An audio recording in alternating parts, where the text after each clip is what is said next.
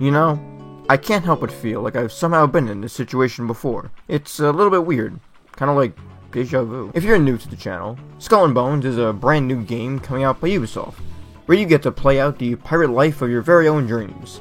You get to sail ships, go around hunting down treasure, and, if you feel like it, sinking other ships in the process. In my own closed beta experience with Skull and Bones, I kinda did all this, but the difference is, in that time, I was limited to 6 hours, whereas in this time, in the open beta, I'm allowed to play for as long as I want. You know, for like 5 days, I think. I'm bad at math. And so, since I have no actual time limit and can try out the game as much as I want, I do just that. Sail the seas and go ahead and start my very own adventure in Skull and Bones, this time with no time limit, which is nice. The adventure starts exactly how it used to back in the closed beta. You go ahead and sail your own ship that's not really your own, have to fight a bunch of British ships, and get some very nice shots in the meantime, and the enemy sinks you. Unfortunately, there's not much I can do. This is, you know, a cutscene, which sucks. Once your ship sinks into the depths, you get to create your own character in the customization menu. And I'm not really that creative and end up creating the exact same character I did a few months ago. Again, I'm a lawyer, not a creative writer. I managed to get rescued on the high seas just like before and get my own little fishing ship. And once I find the old shipwreck of the ship I was supposed to protect, we go ahead and board that ship and find a bunch of different materials on board, such as a newspaper, some abandoned cannons that are just hanging out in the loose, some turned over cannons, and once I enter the ship's captain, I find the ship captain himself. But, you know, he's kind of looking like the ship right now. Thankfully, on his desk is something I can actually use to my advantage in order to continue my pirate adventure, so my career doesn't sink just like the ship did. While this letter might look a little unassuming at first, it's this very letter that will be the key to unlocking the rest of my adventure. I show it off to my first new crewmates, who just kind of accept me as their captain, and find the pirate island of St. Anne, where I go off to the main kingpin who actually runs the island, and I'm able to go ahead and deliver the letter to him, being John Scurlock. Well, Scurlock isn't, you know, all too happy about the British sinking his ship and me not doing much to help. He doesn't really care that much. And once I give him his letter, he sends me out on task to go ahead and do a little hunting of sharks, not ships. So, not the pirate life I was hoping for, but at least it's something. I go ahead and sink down a shark, and while I'm trying to catch more wood, I sink down another, and accidentally hit my own ship in the process because I forgot physics is a thing. But thankfully the ship and the game engine doesn't really care about that. I feel really bad for this guy. He probably wanted these trees, but, you know, Minecraft rules, right? First come, first serve. Thankfully, I managed to get my first ship pretty quickly, just like I did back in the closed beta. And I go ahead and outfit it with cannons, since that's a lot better than sitting on a fishing ship with just a spear.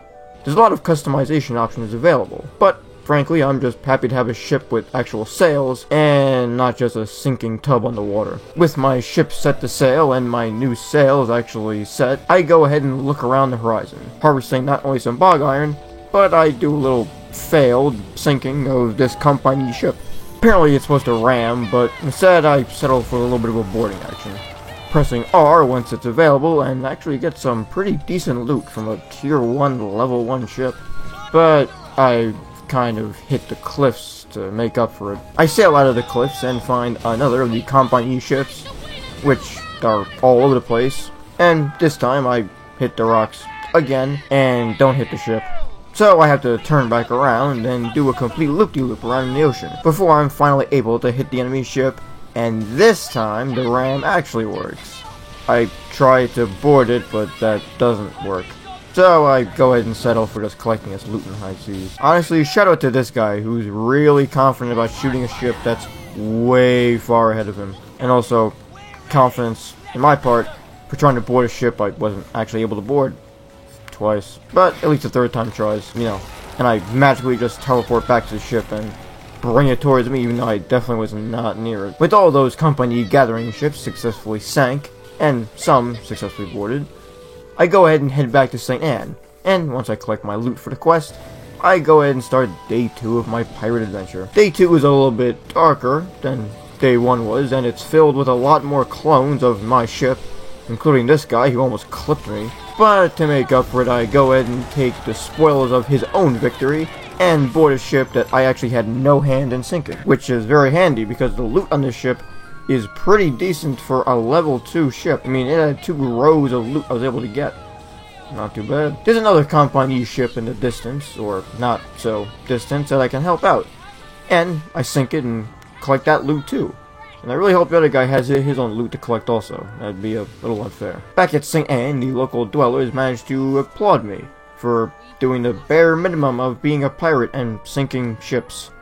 So, to reinforce their own low gravitas towards me, I head off to the cosmetic shop, where I, once again, just like the closed beta, spend almost all of my silver looking at all the cosmetics, including this really weird mask. I don't know why anyone who's not a cannibal would want to wear that mask. Since I'm not really a total pirate, I settle for a basic outfit and head back to Skurlock, where he sends me on another quest, same as before, to go ahead and deliver some weapons and info to the sea people. But since I'm not really doing that quest just yet, I check out my ship's customization, and turns out I can add this little lemur dude, or this dude who only wears a color maroon, or this cat.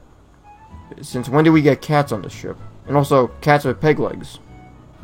I don't think this is like an OSHA-approved work environment anymore. I mean, you know, not that it ever was. If you look at this, I mean, I have a whole-ass lemur just hanging out with me, so I don't think OSHA would ever approve this to begin with. Now that I'm in my clearly not OSHA-approved ship, I set back to sail to go ahead and get Skurlock's quest done, and find some loot on the high seas that no one collected, which is very convenient. Also, this random letter just hanging out in the ocean. Again, no idea where that came from. It's day 3, I think, in my pirate adventure, and I find Verona Falls, which is a really nice and quiet and serene little place where the sea people have taken up shore. I get a quest where it gives me a treasure map for the sea people, but I'm a lawyer and not a cartographer, so I have no idea how to read it. Instead, I settle for just kind of walking around aimlessly on the island and find this pirate bonfire, which gives my little ship crew a stamina boost. It's not too much, but it's enough. And once I'm done, I find some cannonballs.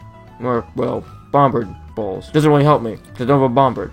But it's alright, because later on I actually have cannonballs. Once I head back to the shore, I find my crewmates yet again, and I find this ship just kind of sailing into dock. So I go ahead and turn my way out of the way, find some more loot on the high seas, which is strange because I thought this would be a pirate game and that people would have already taken them. And I even pass some players as I'm going on my little quest. And speaking of little quests, you yourself can go on your own little quest. Even if it's not a pirate one. You can go ahead and subscribe, click the like button, and consider looking at all the other videos in the channel. In fact, there's actually this really cool thing where if I say, hit the subscribe button, YouTube is supposed to highlight the sub button. You know, you should check that out. I'm gonna say it one more time. Hit the subscribe button. I have no idea if that works. Seriously, my editor told me about this, like, right before I was doing the voiceover. Is it gonna work? We'll find out. And if it doesn't, you can still subscribe anyway, and like the video, and stick around. It'll be a fun time, even if YouTube's system doesn't work, don't worry. I'll have plenty of more Skull and Bones content, and there's also plenty of others if you don't like Skull and Bones too. So once again, hit the subscribe button. I really hope that worked. On the next little step of my quest, I find another island called Lanitria. Lanitra?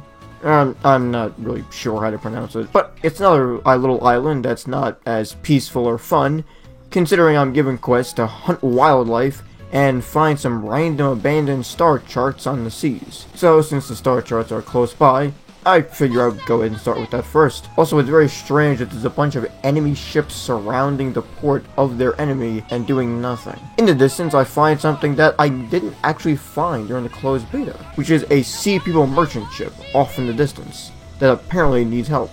I'm told that since there's valuable cargo on board, if I manage to defend the ship, they'll give me some special loot in response to it. And I figured that these giant shining ships in the distance are the enemies I'm supposed to defend them from. At first it goes pretty well. I'm able to use my bracing actions to my best ability, and one of the 2 ships I'm able to sink fairly quickly. But unfortunately, in my journey to board one of the enemy ships that I sank to collect their loot, I completely forget about the merchant ship that I'm supposed to protect. So while it's pretty cool that I managed to get some bonus loot on board this ship, I don't really succeed in my mission in a literal way. So I settle for the Partitioner's Prize and sink the other enemy ship that was attacking the one that made me lose the quest. Which, if we're being honest, actually wasn't that bad of a trade. I mean, the ship surprisingly had some pretty good loot. So I took some damage in that battle, I go ahead and use a repair kit, and since I somehow still need those star charts, I go ahead and sink a few more of those wrecks around to go ahead and find them. I go ahead and use my cannons and get some little practice shots in as I go ahead and fire on them. And eventually, I sink enough wrecks to get all the star charts that I would need. So I turn tail and run, or sail, to the place where I need to go to be able to drop them off. But not before taking a little pit stop off at St. Anne first. I'm actually on dry land. I go ahead and head to the blacksmith, where I sell off all that loot and goodies I got during sinking those 2 ships. It was surprisingly a lot. I'm actually pretty glad I did it. In the distance, I head to the refinery, since I figure eventually I am going to need to offer the services of the refiner to get higher upgraded materials for even higher upgraded ships. But I don't actually have any materials to offer. In fact, all I have is this ship and a little fishing ship. You know what? I figure now is the best time, more than anything else, go ahead and try out that little fishing ship. I mean, after all, I technically do have a quest that I need to accomplish, where I have to go ahead and hunt down specific wildlife animals and collect trophies. So while my little fishing dhow might not be my favorite ship, it is the ship I need to work. Though it sucks that this ship is pretty small compared to all the other ones. I end up going to one of the nearby quest markers that I need to hunt down the wildlife. But going at a total of like 3 knots per hour with the wind directly in my face isn't really that fun. But to make up for it, I go ahead and loot one of these shipwrecks nearby and get some kind of basic but somewhat good loot. One of the animals I need to hunt to satisfy the quest is this random hippo, which, to be honest, you'd be actually surprised at how long it took me to find this guy. So he gets done with pretty easy, and I'm actually a little surprised at how quickly this was.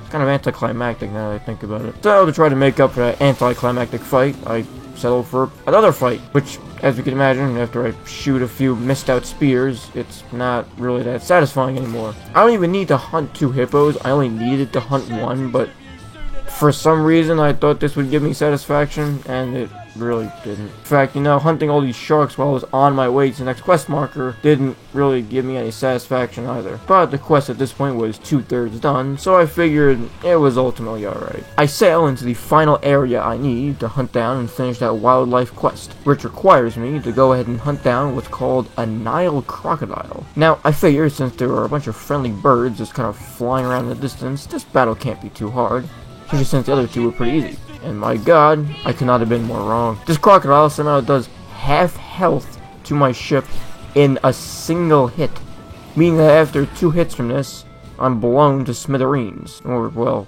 at least sunk to smithereens. I guess not blown, since there were no cannons. Now that my ship just casually sank due to a crocodile, which might be the weirdest end to a pirate's journey ever, I go ahead and spend some silver to spawn right back there, and head back to collect my loot, where I go ahead and sail at the almost absolute top speed possible to get as far away from this crocodile as possible, and my sail is seized all the way there. In fact, I have so much loot burdening down my hull that I'm going at 3 knots per hour and can't even use a high speed setting. But eventually, thankfully, I make it to the pirate island of St. Anne. And while the video might end here, my pirate adventure sure won't. So stay tuned for more pirate adventures in Skull and Bones Open Beta. I mean, really, I love this game. There's gonna be a lot of content for this. Seriously.